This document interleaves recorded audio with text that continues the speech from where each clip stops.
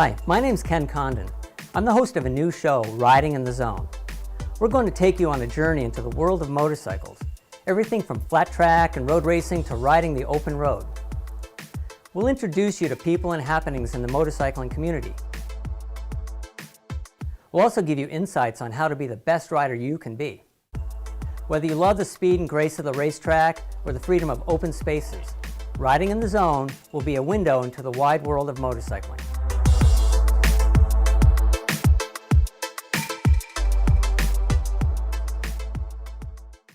Hey, this is Ken Condon from Riding in the Zone. Today I have another really cool person in the studio. His name's Adam Novitt. I've known him for quite a while. He was an MSF instructor with me. We ride dirt, we ride street. He's got a really interesting story. We always end up talking about things that are way interesting. Hey Adam, welcome. Thanks, Ken. Glad to be here. Yeah. So let's give a little history for everybody about you and me. When did we first meet? We met back during the Sport Riders of New England days. Oh yeah. Right? Sport Riders of New England was sort of a pre-track day group. There was large groups of people. A lot of them, I remember them being from sort of Eastern Mass. And we rode sport bikes together on the street quickly. It was really a thing. I mean, you could really sort of start to feel track days developing out of that. I'll say that there was a number of things about that, were that a lot of the people that were involved in that were racers, current or former racers, and a lot of the people were MSF instructors. So everybody, there was a very, very high level of skill. And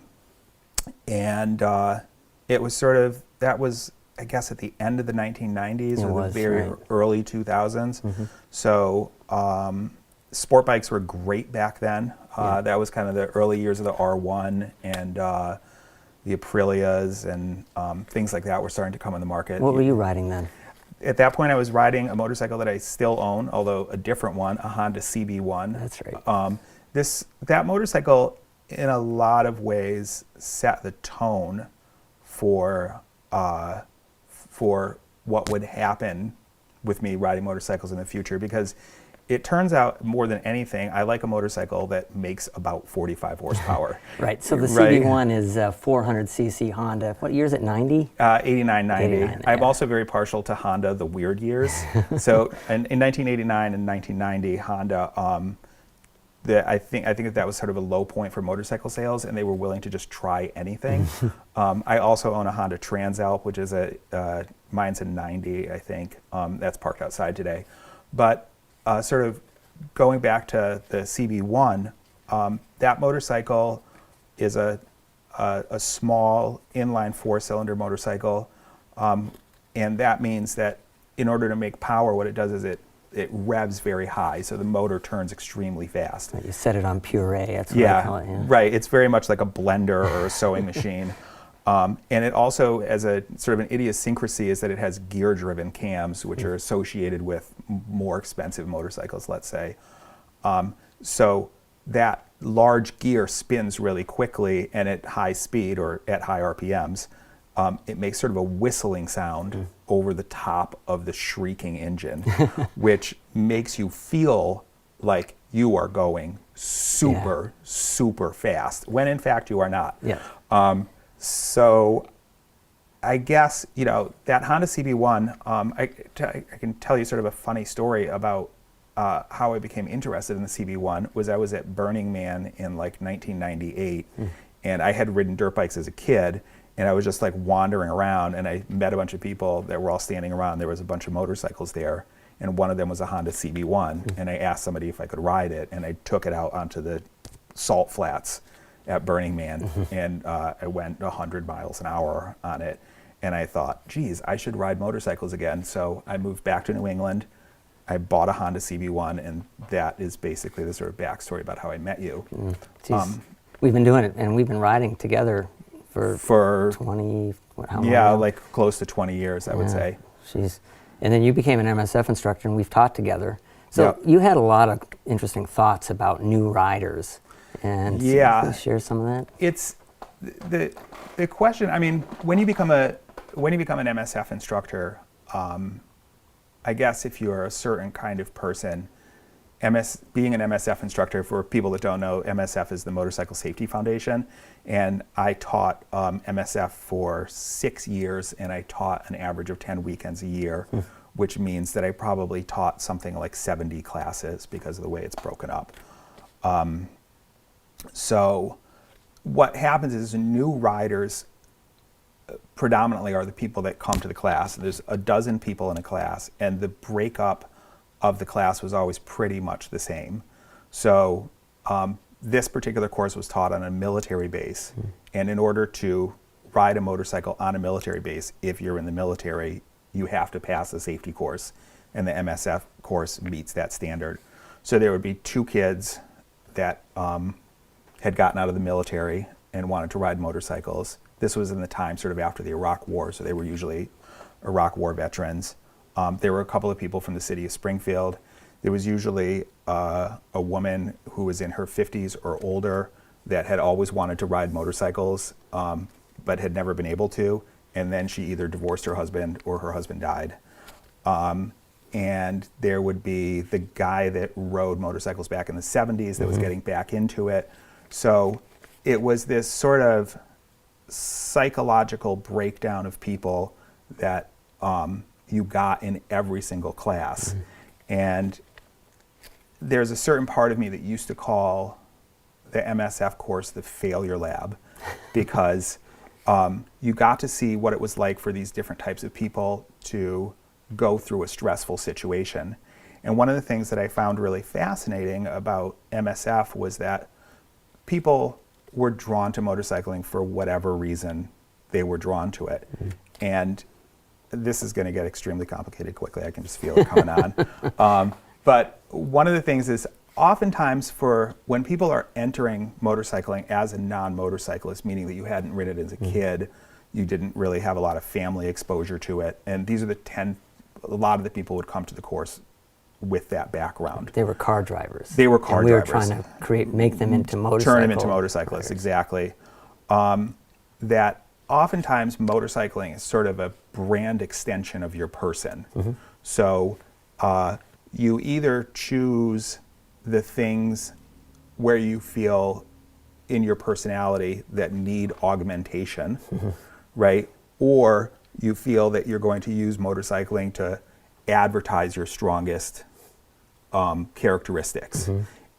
I worked professionally in advertising, and this was essentially the dilemma that somebody would face when they were going to advertise something. So, different niches in motorcycling have certain characteristics. Let's say, the most obvious is the sort of American Harley Davidson cruiser things, which sort of harkens back to a pre-Gloria Steinem era. And it has certain sort of like core American values, whatever that means. And then there's the sort of European sophistication, like BMW Europhile, yeah. There's sort of like a kind of a smartness, like advertising anyways, to them. And if the person is a professor, there's an extremely high chance that they're going to ride a BMW. The other thing, sort of like as a subgenre of that, there's the GS person, who's the sort of almost like pith helmeted explorer. Like, you're going to get on your GS and you're going to ride to Africa in your backyard in Connecticut. Or Starbucks. Or Starbucks, yeah. And then there's sort of like Japanese sport bikes, this sort of like raw athletic power, sort of like NBA forward, like, and then, am I leaving anything out here? You're hitting the 4 major ones. Yeah. So, and they all have their own costume. Right? They all have their own costumes, now, right? Before we sort of talk about it, it's not to demean what they're wearing. It's clearly, when you talk about what people wear for gear, protection for the smart rider. Yeah. That's the primary reason to do that. But you can't discount style. Which you cannot. Right. And also, I mean, I was having a conversation with a couple of friends the other day about this, and one of the things is that the styles are very siloed. So back from when we were riding an SR&E, even something as simple as this, there was a guy, Chris, and Chris R1, right? Remember Chris? Oh, yeah. And great rider, like amazing, wow. And he became very strongly identified with the R1 to the point that he used to spell his name CHR1 As his S. as his handle on Yeah, as his handle the on internet. forums. This Yeah, was yeah. before Facebook. But Chris, at some point, had a Kawasaki jacket, and I can't remember why he had the Kawasaki It was jacket. bright green. And it was bright green, Yeah, right. And I he don't would know why he ride had that it either. blue Yamaha. Yeah. And I would always look at this and think, like, it was like some sort of a modern art presentation where somebody had taken like a mattress and put it in a kitchen as a commentary about like how we divide up our houses in the first world.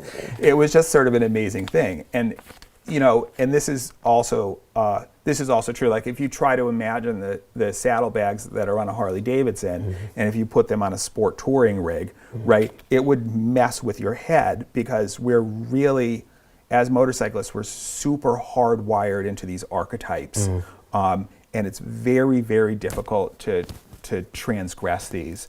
And I had a bunch of people laugh absolutely hysterically because I was wearing a high visibility AeroStitch suit. An AeroStitch suit is a type of like protective clothing which basically doesn't do anything but protect. It looks like you. a jumper. It looks like a jumper. Yeah, you look like a sanitation worker going into an extraordinarily dangerous situation when you wear a high vis AeroStitch suit. So anyways, this is like my preferred gear because I also enjoy freaking out people in supermarkets, right? Because it's like something's horribly wrong in the supermarket. Why is that guy wearing a Dayglow jumpsuit?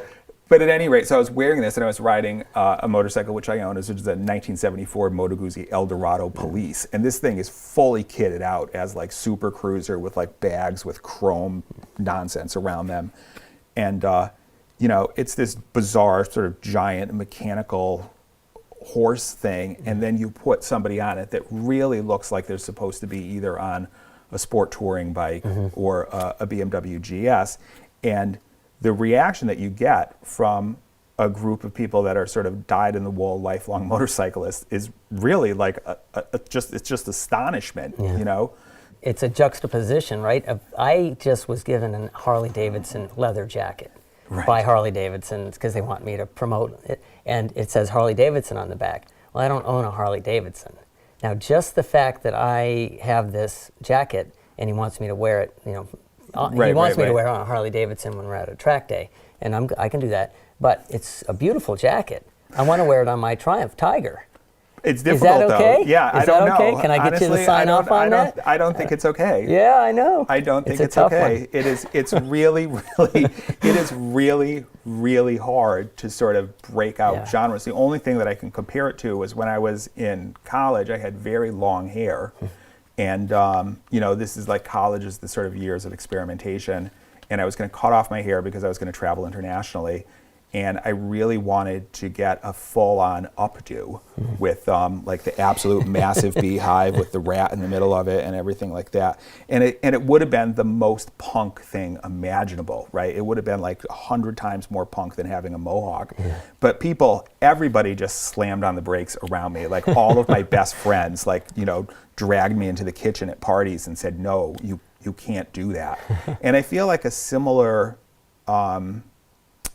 motorcycling is interesting because there's a similar amount of boundaries around what is the aesthetic is deeply enforced and it's deeply ingrained even in a person. Yeah. I think honestly I'm more identified with AeroStitch protective clothing than I am with any other individual product.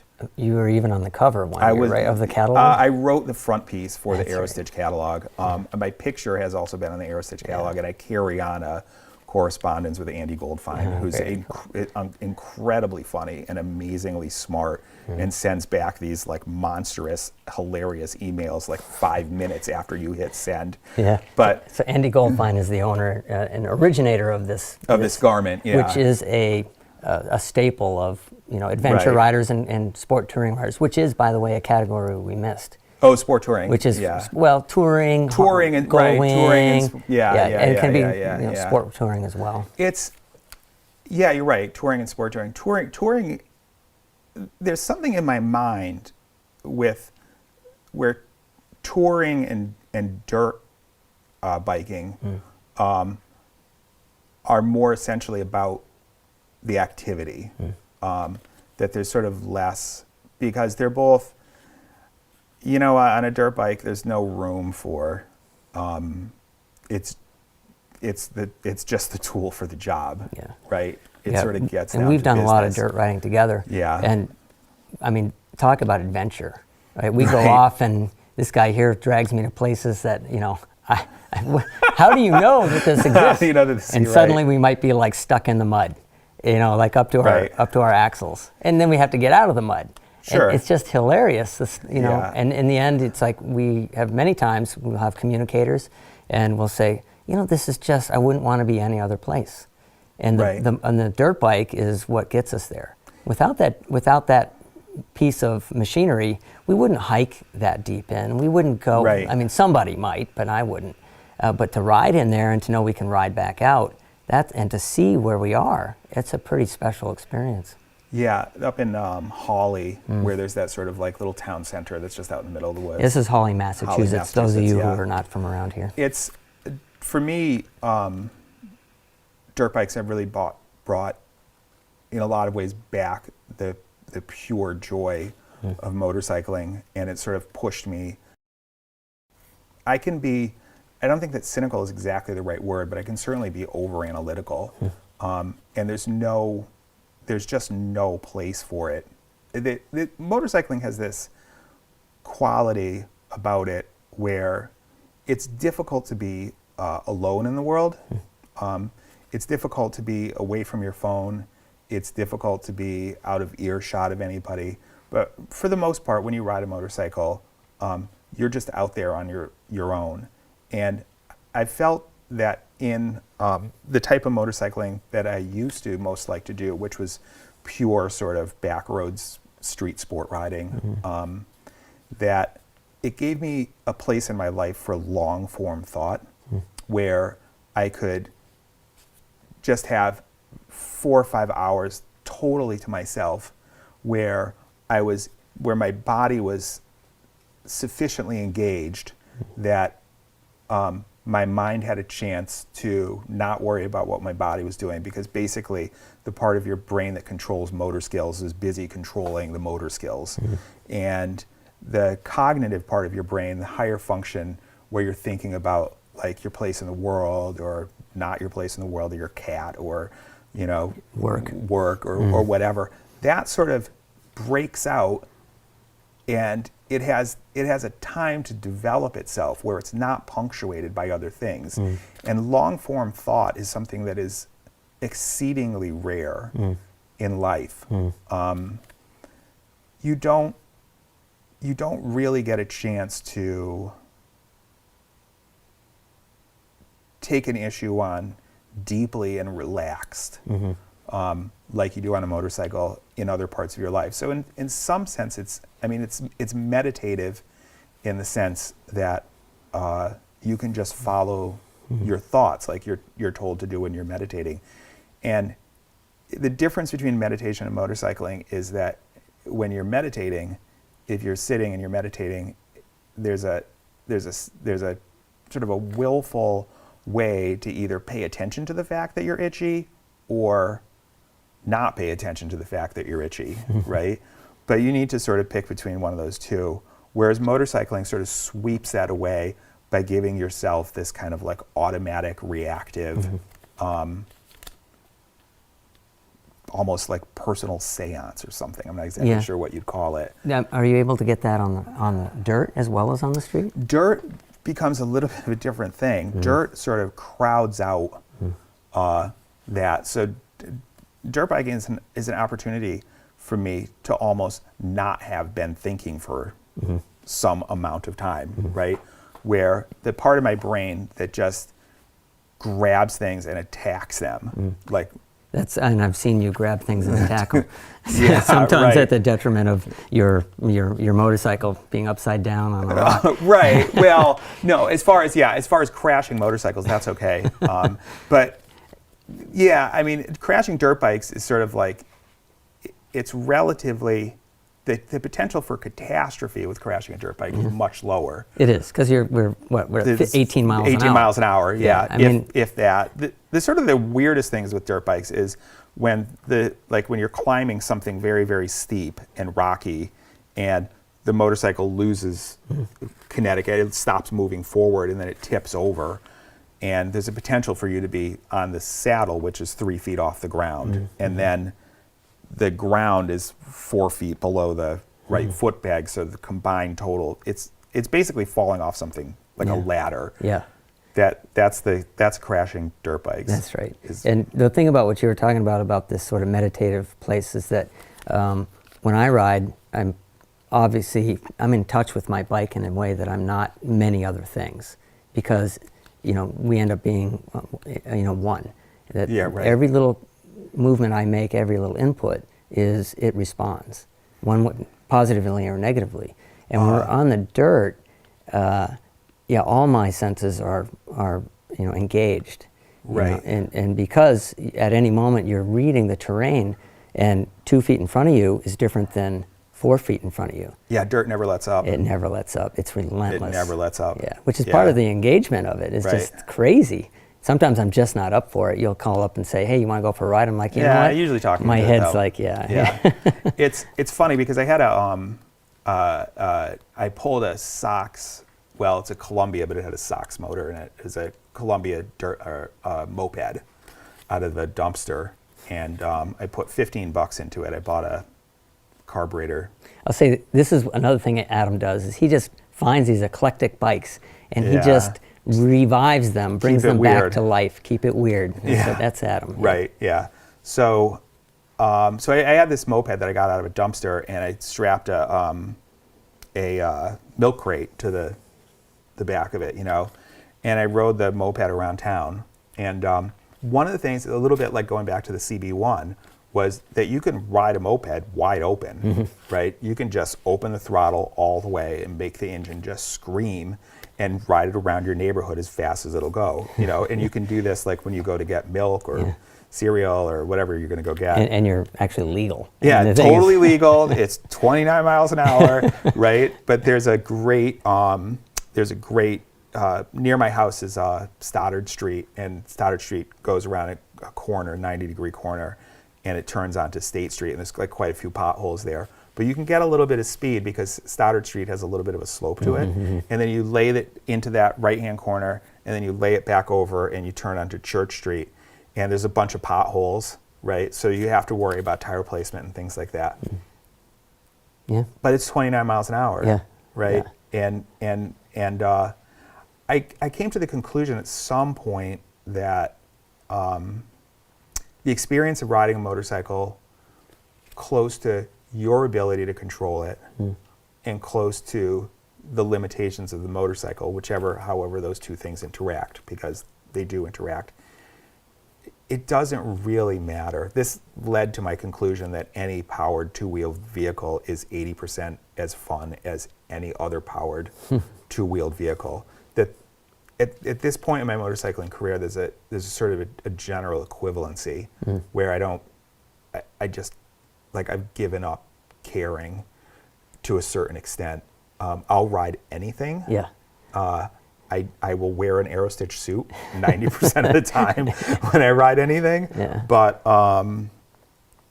yeah, I guess you can get beyond the sort of the branding and I'm seeing, I will say that, the Harley, let's talk about that, the Harley cruiser crowd, I've seen a lot more full face helmets. Yeah. And Harley's selling a full face sort of, black, is what they're going to go with.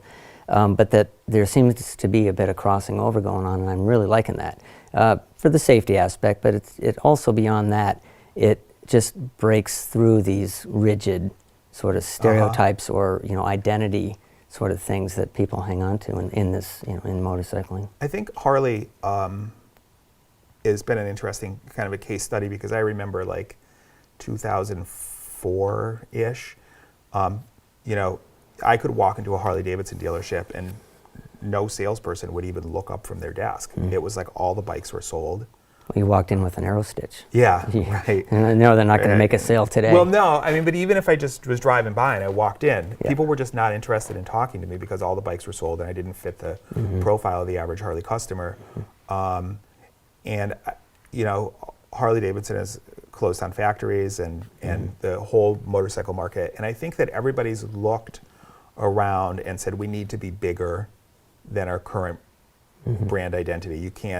You need to sort of reach outside of your core demographic if you're going to build market share. Yeah, they're doing a big push for that. When I gave the seminars I gave at Harley dealerships, they were really big on making sure that people that came were from Yankee Beamers, you know, all that sort of the people that were not Harley, you know, Harley people, and it was for that reason. It's a mandate they have going on is to expand. To grow. And have you been in a Harley dealership recently? Yeah, in fact, I test rode a Harley just because I can do that, right? And so I test rode a Harley down at Southampton Harley Davidson, and it was blue.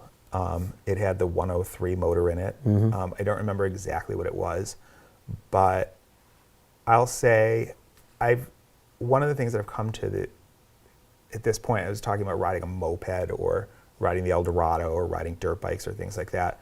The Harley experience is immersive. It is. There's a profound mechanicalness to some motorcycles. Like the Moto Guzzi is extraordinarily mechanical.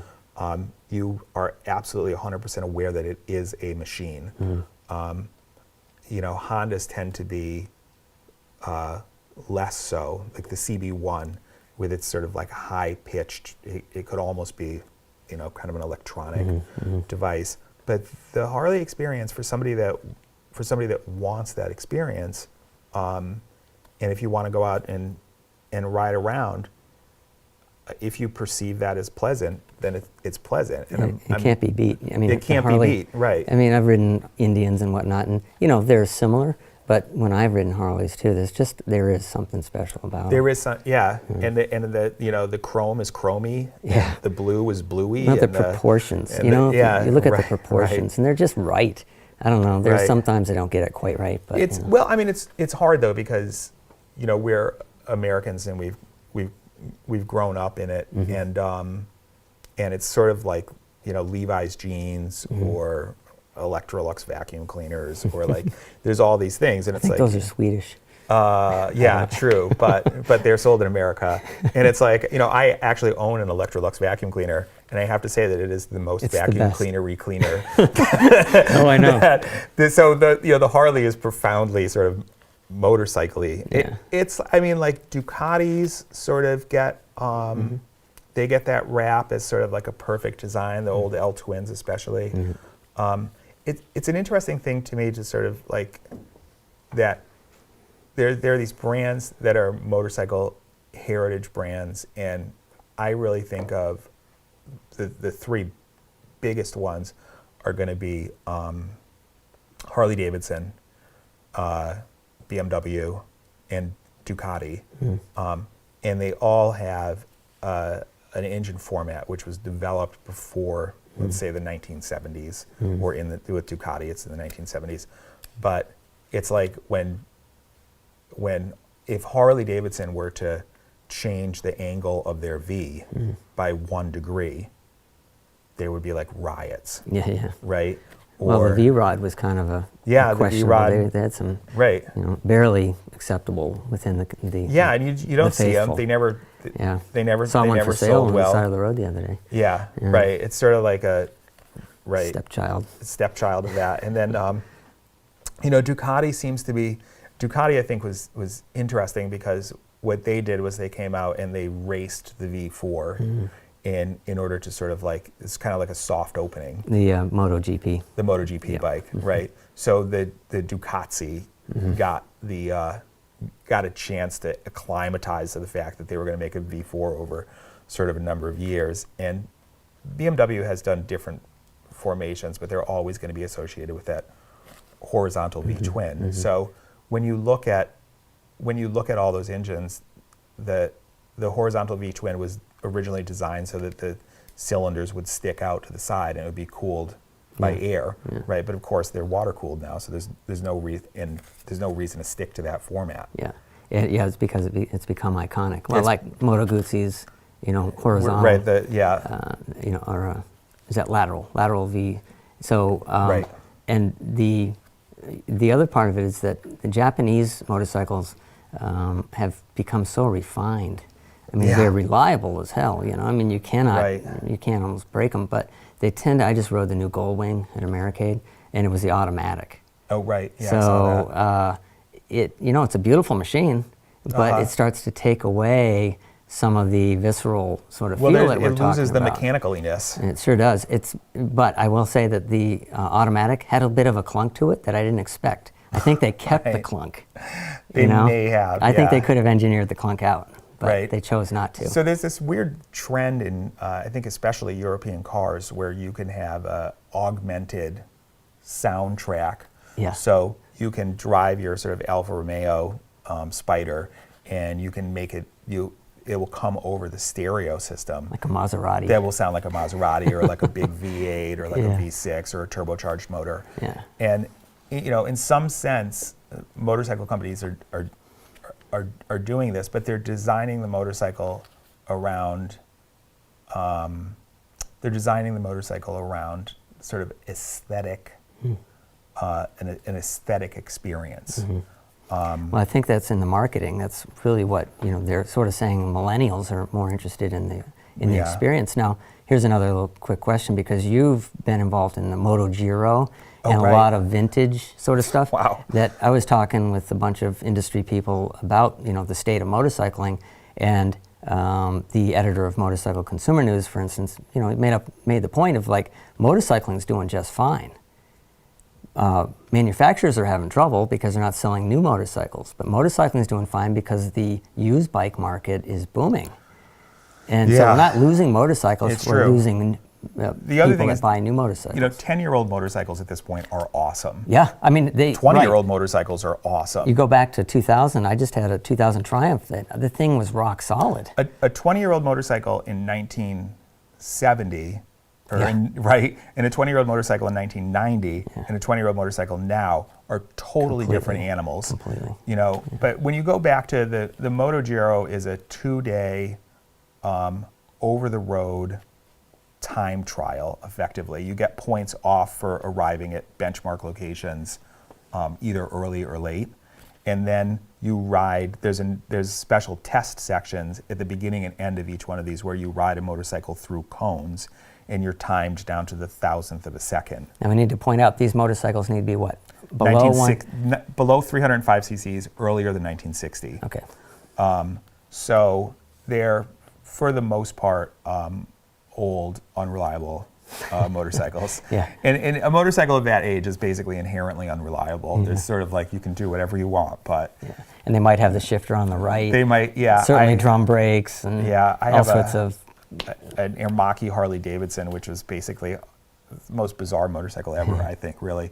It was an Italian aircraft company that had basically was going to go out of business, and Harley Davidson contracted with them to produce single-cylinder motorcycles to combat Honda when the Honda came over with the 160.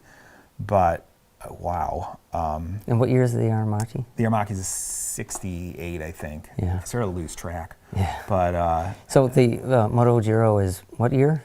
It's 68 and earlier. 68 and earlier. So or like design. So if you had a motorcycle that was, if they made the CB160 into 1970, but it was exactly the same bike, you could ride a 70.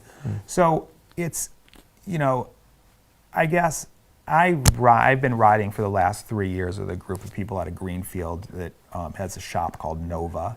And we will be visiting Nova at some point. Well, yeah, they're great. They're a great shop. But also that Berkshire Cycle, Brad and those guys up there, he rides with a crew out of Brimfield for the most part. And everybody's friendly, and it's really great. In fact, I can't remember. We had some breakdowns, and there was definitely one. I actually, now that I think about it, I rode a motorcycle this year because my Aramaki wouldn't run. I rode a motorcycle that Berkshire Cycle lent me, but I was on the Nova team.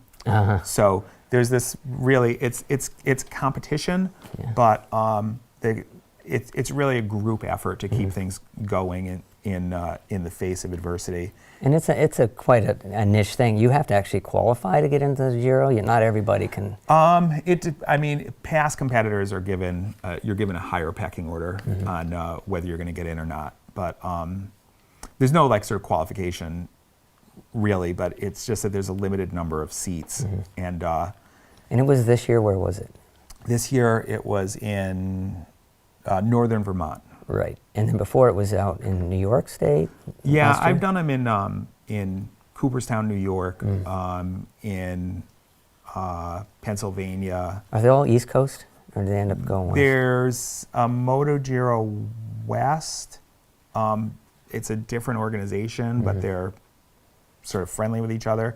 And now there's a Moto Giro South. So there's one in sort of like Tennessee, South Carolina area. That's cool. Some of this Moto Giro stuff, the machinery is just fascinating. It's like when you go up to the races, USCRA, the vintage road racing. It's USCRA rolling, is the Moto Giro people. It's the same people, Right. That it's a museum walking through the garage. Yeah, and people are welding in the between races and stuff. Right. I've never seen anybody weld Oh, in I the Giro, have. but I've seen some.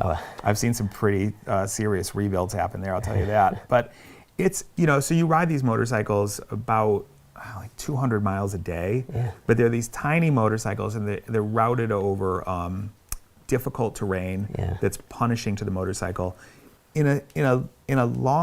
Really, this is exactly what early motorcycle, the Isle of Man time trial was really a reliability trial to show that the motorcycle could ride at a certain rate of speed over a course which was brutal to the motorcycle. So in the early days when motorcycles were profoundly unreliable, they had ridiculous carburation systems, they had total loss oiling, the electrical systems were sort of, there was like a battery that drained into the frame. But that you would take the motorcycle around, and can it ride around that 26-mile course? Your final thoughts on what you would want to say to somebody. These aren't all motorcyclists who are our audience. It'd be people that are sort of moto curious. So what might you want to wrap up with? Take the MSF course first. Inexpensive, Buy no an big inexpensive, commitment. Right? no We were big talking commitment. about the commitment thing. One of the things I really feel is one thing that it's just awful to have a $10,000. Don't buy your dream bike first. Yeah. Because if it falls over in the driveway, you're devastated. You're devastated. The rewards on the other side of it, if you make it out, motorcycle it's endlessly fascinating. All right, well that's it for today. We're going to wrap this up. Thanks for Adam Novitt for coming in, and we'll have another interesting guest next time on Riding in the Zone.